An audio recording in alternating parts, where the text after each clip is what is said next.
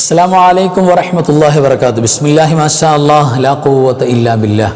അല്ലാഹുമ്മ സ്വല്ലി അലാ സയ്യിദിനാ മുഹമ്മദിൻ വഅലാ ആലി സയ്യിദിനാ വമൗലാനാ മുഹമ്മദ്. അൽഹംദുലില്ലാഹ്. അല്ലാഹു സുബ്ഹാനഹു വ തആല അവൻ്റെ മഹലായ ഫദ്ല് കൊണ്ട് നമ്മുടെ എല്ലാ തെറ്റുകുറ്റങ്ങൾക്കും മാപ്പ് നൽകി അല്ലാഹു ഇഷ്ടപ്പെടുന്ന സജ്ജനങ്ങളിൽ നമ്മയും വേണ്ടപ്പെട്ടവരെയും ചേർക്കട്ടെ. നമ്മുടെ മരിച്ചുപോയവർക്ക് അല്ലാഹു ജന്നത്ത് കൊടുക്കട്ടെ. കടങ്ങൾ, സാമ്പത്തിക പ്രയാസങ്ങൾ, കുടുംബത്തിൽ വിഷമങ്ങൾ, ഒട്ടനവധി വിഷമങ്ങൾ നമ്മുടെ ജീവിതത്തിലുണ്ട്. അള്ളാഹു അതെല്ലാം അറിയുന്നവനാണ്. അള്ളാഹു എല്ലാം നീക്കം ചെയ്ത് സന്തോഷം പ്രദാനം ചെയ്യട്ടെ.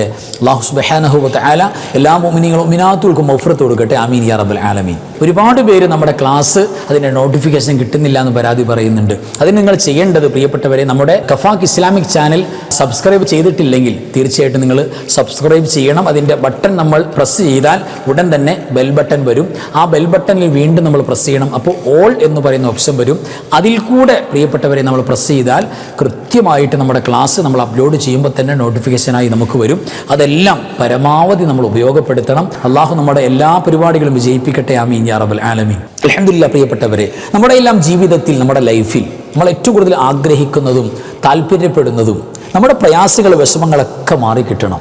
പ്രതിസന്ധികൾ, പരീക്ഷണങ്ങൾ, അതിൻ്റെ ഇടയിലൂടെ നമ്മളിങ്ങനെ ജീവിക്കുകയാണ്. പല നിലക്കും നമ്മുടെ മുന്നിൽ പല പ്രതിസന്ധികളും വരാറുണ്ട്. ഇപ്പോൾ തന്നെ ലേറ്റസ്റ്റ് ന്യൂസ് നമ്മൾ പരിശോധിക്കുമ്പോൾ കൊറോണ വൈറസിൻ്റെ ഒരു പുതിയ വകഭേദം ചുറ്റി സഞ്ചരിക്കുന്നു. അത് ഒരുപാട് നാടുകളിൽ പ്രശ്നങ്ങളായി വരുന്നു. പ്രത്യേകിച്ച് എറണാകുളം ജില്ല, തിരുവനന്തപുരം ജില്ലയിലൊക്കെ പ്രയാസങ്ങൾ ഉണ്ടാക്കുന്നു. ഒരുപാട് രോഗികളുടെ എണ്ണം കൂടുന്നു. മാസ്ക് നിർബന്ധമായും ധരിക്കപ്പെടേണ്ട ഒരു അവസ്ഥ വരുന്നതിനെക്കുറിച്ചുള്ള ചർച്ചകൾ നടക്കുന്നു.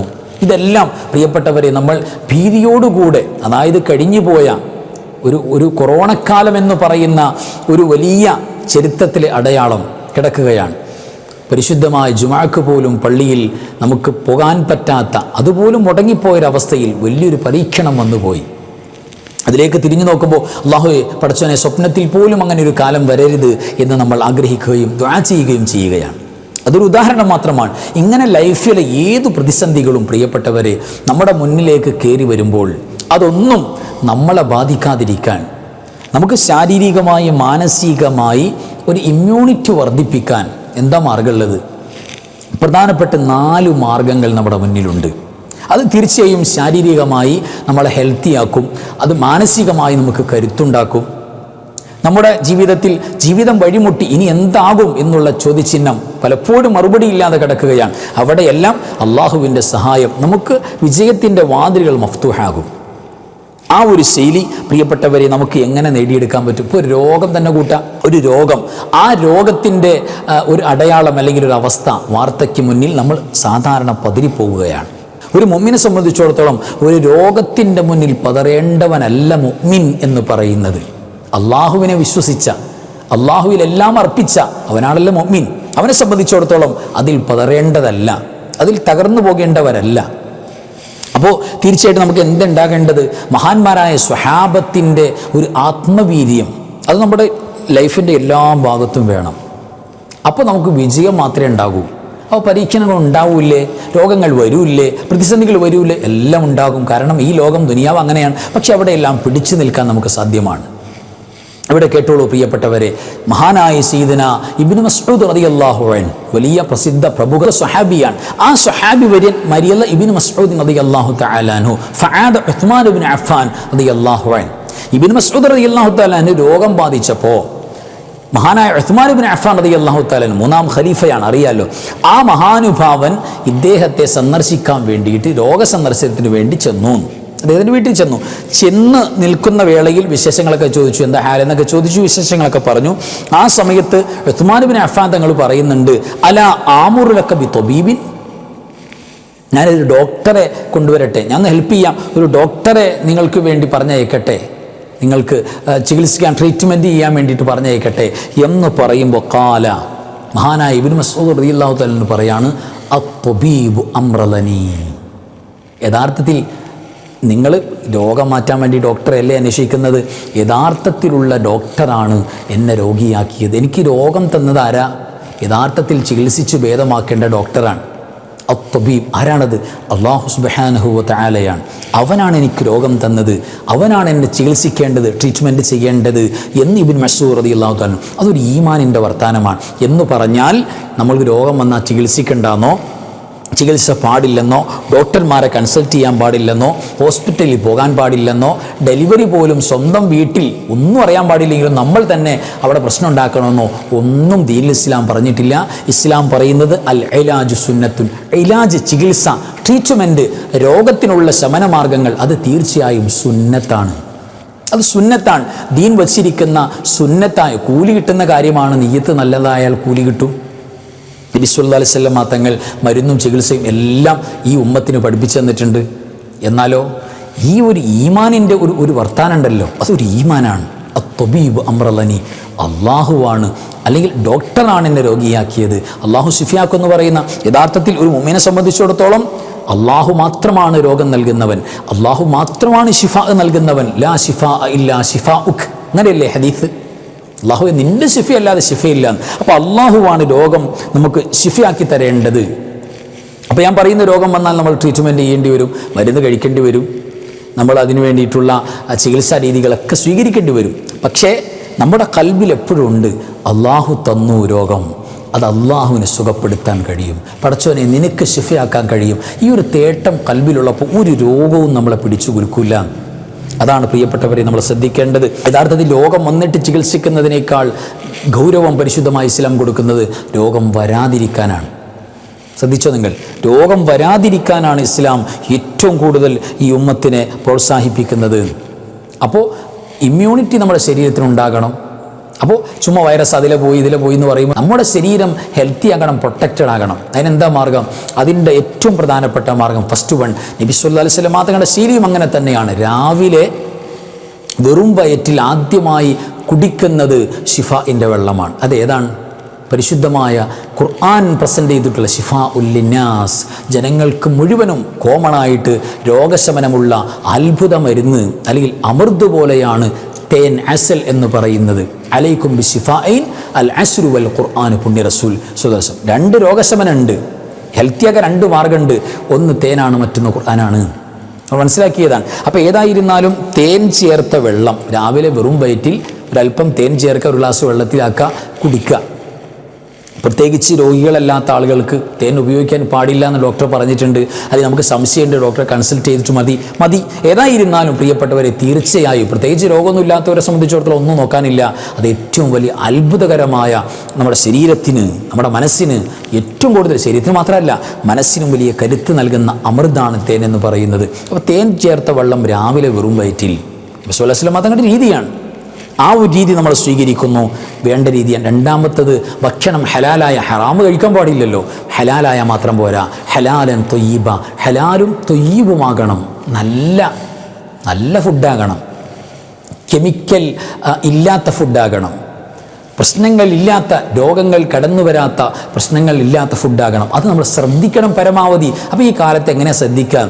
നമ്മുടെ കഴിവിൻ്റെ പരമാവധി ശ്രദ്ധ ഉണ്ടാകണം. എന്ത് കിട്ടിയാലും കഴിക്കുന്നൊരവസ്ഥ ഉണ്ടാകരുത്.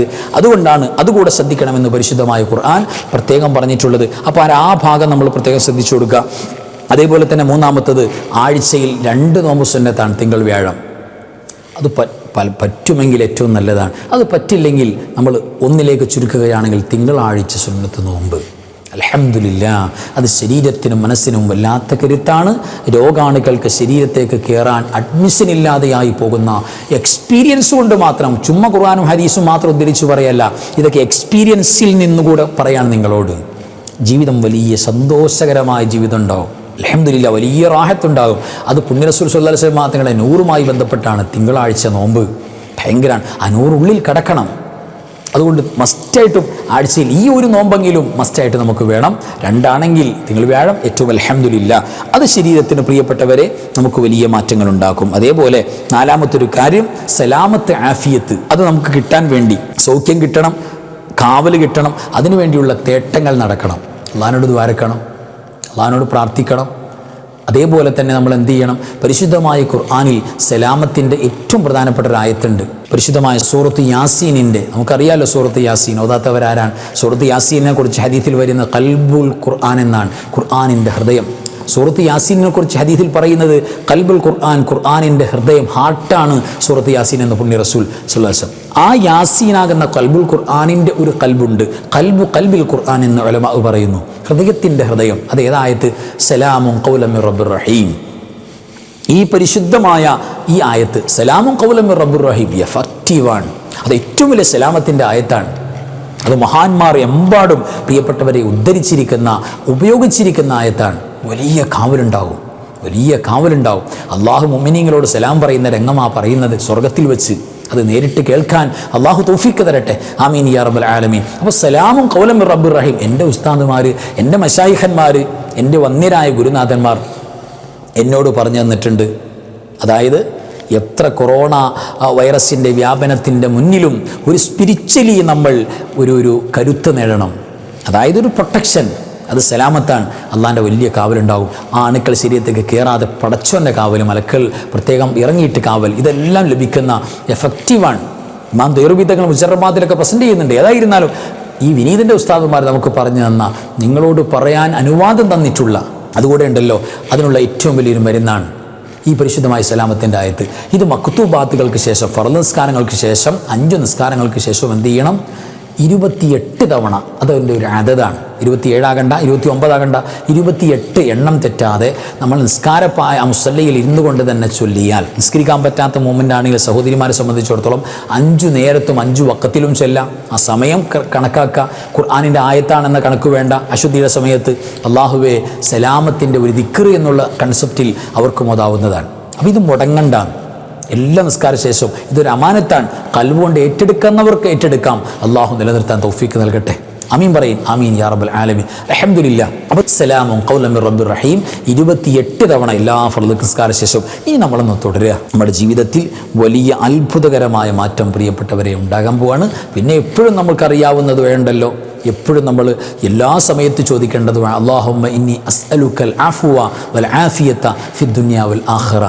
ഈ ലോകവും പരലോകവും, ഖബറും മരണവും ജീവിതവും കച്ചവടവും എല്ലാം, കുടുംബം, മക്കൾ, എല്ലാത്തിലും സന്തോഷമുണ്ടാകും, സൗഖ്യമുണ്ടാകും, റാഹത്തുണ്ടാകും. ഈ ഒറ്റ ദുആ മതിയാകും ലൈഫ് രക്ഷപ്പെടാൻ.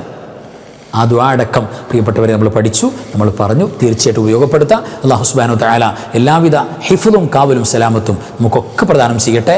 പരിശുദ്ധമായ, പ്രത്യേകിച്ച് അള്ളാഹു ഇജാബത്ത് നൽകുന്ന പരിശുദ്ധമായ ദിവസങ്ങളിൽ, പ്രത്യേകിച്ച് വെള്ളിയാഴ്ചകളിൽ, തിങ്കളാഴ്ചകളിലെല്ലാം ആത്മാർത്ഥമായി അള്ളാഹിനോട് ദ്വാരക്കാൻ അതൊരു തൗഫീഖാണ്. അതിന് അള്ളാഹു നമുക്ക് തൗഫീഖ് തുറന്നു നൽകട്ടെ. ആമീൻ യാ റബ്ബൽ ആലമീൻ. വആഖിറു കലാമി അൽഹംദുലില്ലാഹ്.